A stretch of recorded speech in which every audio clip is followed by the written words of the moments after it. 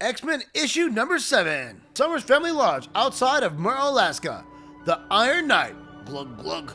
I had thought that Cyclops always had a plan. Tell me, what step of victory is this, Scott? The one where I try to imagine just what exactly victory might look like, even if I've forgotten it's been so long. Everything I've worked for over the last couple of years that I bled for, died for, it's gone. Even Jean's gone, out in space, where she has to be. So tell me, did you see any victories lying around, Magneto?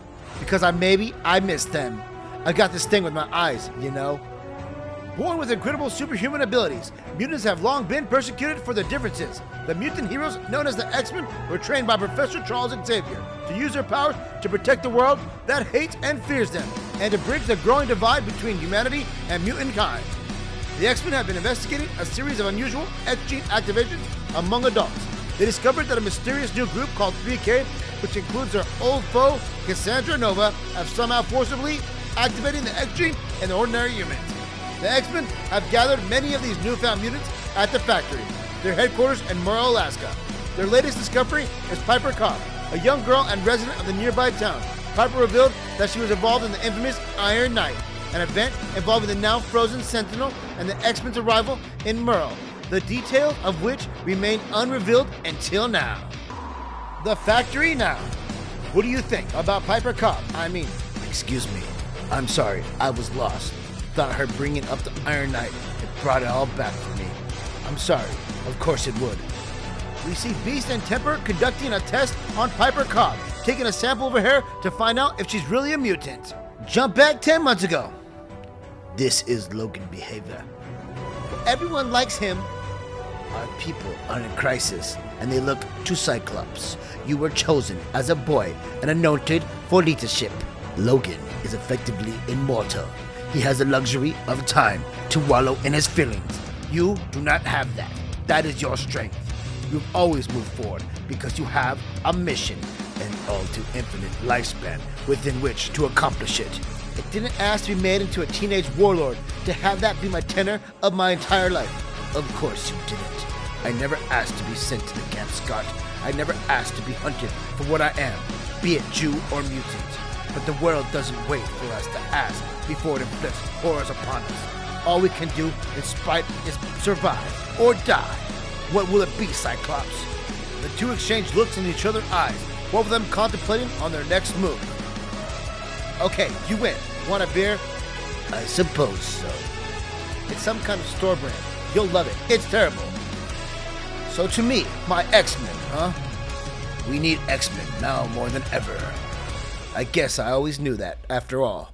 I spent the last 2 weeks looking at that hideous place. We see Temper and Piper walking down the hallways of the Alaskan facility. They run into Psylocke as they're grabbing some quiche made by Glob. And Psylocke lets her know that what she did was wrong. She needed to do it as a team, not just her and Magic. And she needs to remember that she's part of the X-Men now. Temper doesn't like that very much. You've spent weeks drinking terrible beer and staring at the Sentinel factory. God, no wonder you're depressed. This lodge has been in my family for decades. There are a lot of good memories here, and even that is gone since they built that factory. Because here is a place that I once loved. I'm confronted with the cruel truths about the world and our place in it. Look, and that way, I suppose. But the factory was shut down. It will never build another Sentinel while you and I still live. Look, not as a constant insult, but as the skull of your enemy, set out on a stake as a warning. Max, the Avengers trashed the facility, not us. Do not pick apart my rhetoric, young man, and give me another of your terrible beers. I knew you'd warm up to them. It's that faint taste of dog. Crash! What's that? No, it can't be. It's huge. A wild Sentinel, and it's headed for the town. We see the mammoth-sized Sentinel using optic blast to attack the town. The two heroes must unite. Piper and Temper are catching up with one another. A wild Sentinel? Yes, an autonomous weapon system. A wild Sentinel's core can build itself and chassis from surrounding metal. After the Avengers decommissioned the factory and the fight with Orcus, there must have been a stray core left over. Oh wow, so it was like a zombie Sentinel? Oh, I'm sure that's a good way of looking at it. It walked from the factory to the town like it was Frankenstein, like a monster. Oh no, it was a monster, and I knew it was coming for me. I know what it's like. Why this town? Why doesn't it come for us? Maybe they're mutants in town. Maybe they know they're mutants. Doesn't matter. You came looking here for an X-Men Magneto? You just found one. Then let us fly. Should have burned that factory to the ground. Damn wild Sentinel tech. Plan Cyclops. Wild Sentinels are more adaptable baseline models. I'd estimate I can hit it 3 times before it adapts countermeasures to my optic blast. But I've trashed more Sentinels than most. If you can give me the opening, I can kill it. Whatever it's doing, it's going through Merle to do it. We need to stop it in its tracks. We see the innocent civilians scream out in horror. What is it? It's a Sentinel! Why is it coming for us? Get somewhere safe. We've got this. We're the X-Men. You'll get your 3 blasts, you say. How many do you need? If I have a clear shot at its AI core, 1. Then you shall have it. Don't miss. Shing! As Magneto throws a sharp piece of metal through the center of the Sentinel, opening it whole for Cyclops. There is no place in this world for you anymore. You are a relic, a remnant, a monument to hatred, to fear.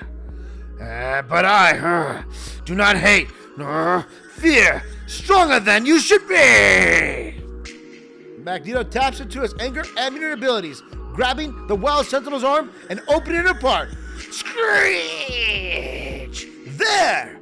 Shoom! Cyclops uses his optic blast to hit the AI core, inactivating the Sentinel. We see the Sentinel reeling from the shock. 1 shot. I told you, you did. Let's talk roster. I've got some thoughts on who to get in touch with. And do you still have that weird island base? What? Max, what are you doing? Stop it! Magneto begins to surge with power. Magneto, what is it? I can't control my power. You had to knock me out with an optic blast. But no one was hurt, and no one saw what had become of my dignity. Remained intact, at least the very least. RLDS, resurrection-linked degenerative sickness. As it turned out, there was a price to be paid for cheating death. A flaw in the diamond was the Krakoan resurrection. We don't know that for sure. Hank is trying to get to the bottom of it. He'll figure it out. The weakening of my body is one thing, but losing control of my powers, I'm just the first of the affected, and I was only resurrected by the 5 once. How many times were you resurrected, Scott? How many times was Quentin Quire? What will you do when an Omega-level telepath loses control of his powers? Beast comes downstairs. He has the results. Piper is Homo sapien sapien. She's definitely human and not mutant, but she's still a friend of the X-Men. Next time she comes back with her mother in the protest, Temper will just smile back, letting her know that she has a friend. They take your Piper back home. She goes to sleep, and she's like Homo sapien 100%, but as she's sleeping, we see something happens to her hand. There's something wrong. She may not be a mutant. She's something else entirely. Let's see what happens next on the X-Men issue number 8. The next morning, we see Beast on his way to go eat lunch with the chief of police, but something happens. Someone kidnaps him in the middle of his conversation with Quentin Quire. He sees his phone left on the ground, and the police chief runs. McCoy!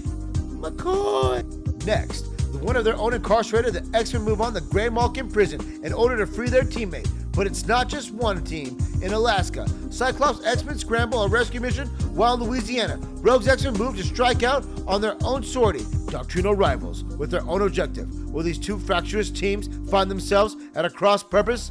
After all, an X is made by 2 lines crossing. X-Men number 8, The Raid on Graymalkin, Part 1.